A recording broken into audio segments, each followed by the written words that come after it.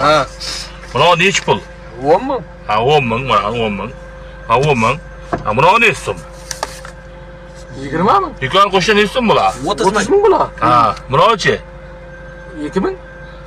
Buna o 2 ming ne so'm? 4 ming. Ha, bu qo'shsa ne so'm bular? Ha shu. 6 ming. Yo'q, qo'shsa ne so'm bular? Mana shu 20 ming, 30 ming, buna qo'shsa nech pul bular? 40 ming. Qayerdan 40 ming bular? Buna 2 ming so'm. Ha. Buna 2 ming so'm. Ne so'm bular dükkan qo'shsa? 60 ming. Yo'q, bo'lmasa pul yo'q. Hozir. 60 ming. Hozir sen ayt. Voy. Mana, buna ne so'm? 20 ming. Buna ne so'm? 30 ming. Buna qo'shsa ne so'm bular?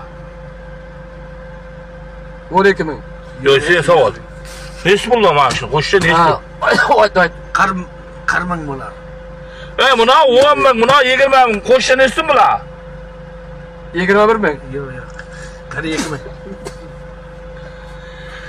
Dükkanga pul yo'q bo'lmasa. O'zingiz ayting qani? Yo'q, men. Uchidan aytsangiz? Yo'q, men.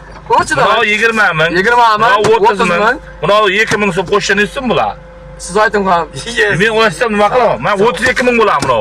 Mayli, men aytdim. Ha, bo'ldi. Buni 2 ming yana qo'shsa ne so'm bular? 33 ming. Evet, yetak buna 2 ming so'm. Buna 2 ming.